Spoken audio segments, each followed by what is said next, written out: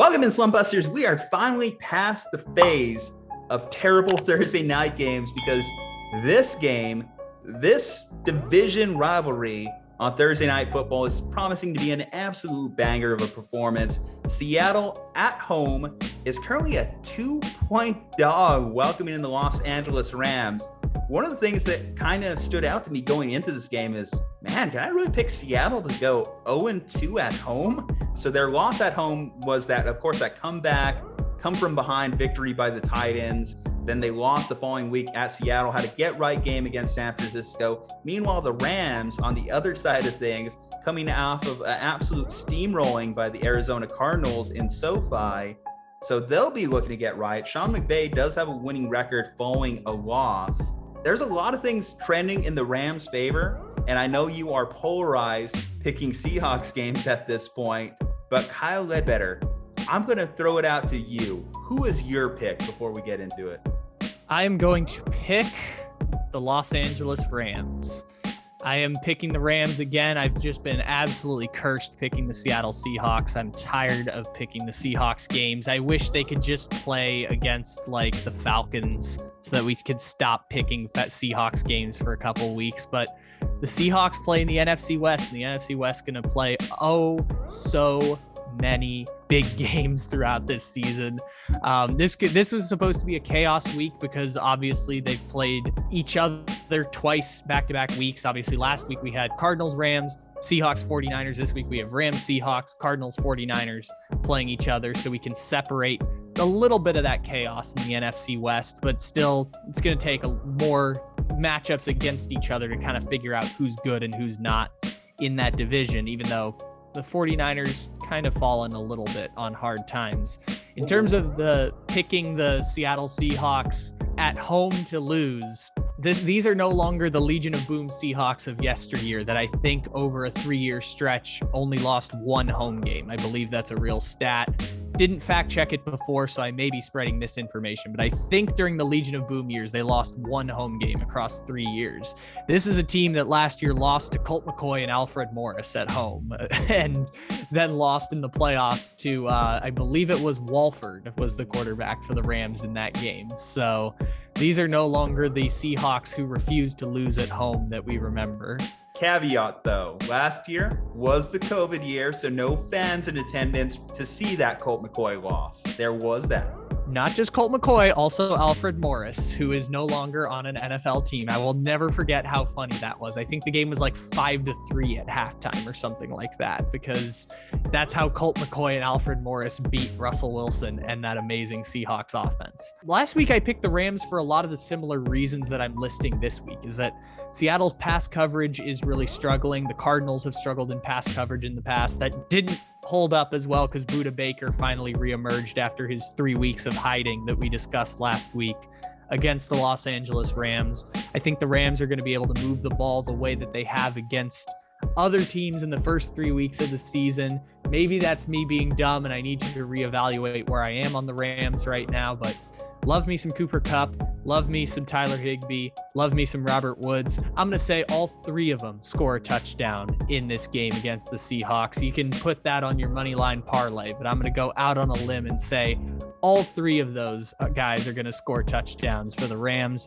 It's going to be a little bit of a shootout. I don't think the Rams defense has allowed 30 points in a game in a while, other than last week, of course, by the Arizona Cardinals. I have a little bit of a statistic about that. Would it surprise you if I told you the Rams have been a bottom half NFL defense this year?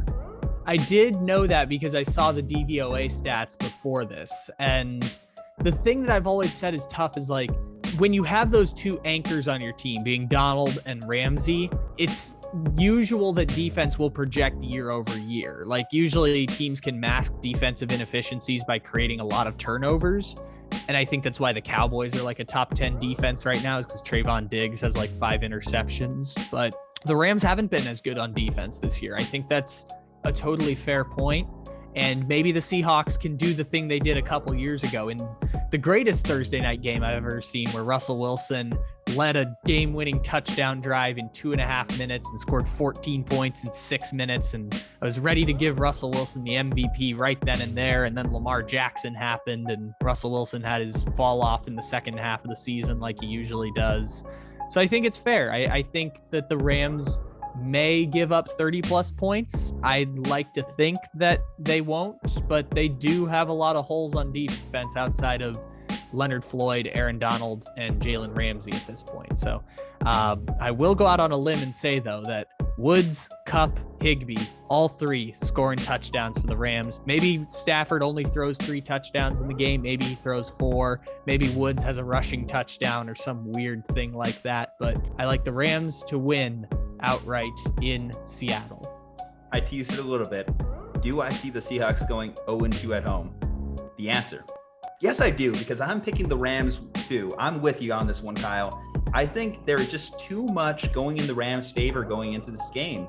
The Rams are 7th in points per game, so this offense is going against what is a bad Seahawks defense. Yes, the Niners couldn't take advantage, but Matthew Stafford and all the weapons that the Rams do have, I think they are more than up for the task. You mentioned in our previous podcast, so go ahead and check that out, that there was that huge busted coverage on Sidney Jones from the Seahawks this past week. Well, you're going to see more of that, and you're going to see a lot of exotic type things that Sean McVay is going to do to confuse this young defense. Not to mention, Seattle's going to be down their leading pass rusher, Carlos Dunlap.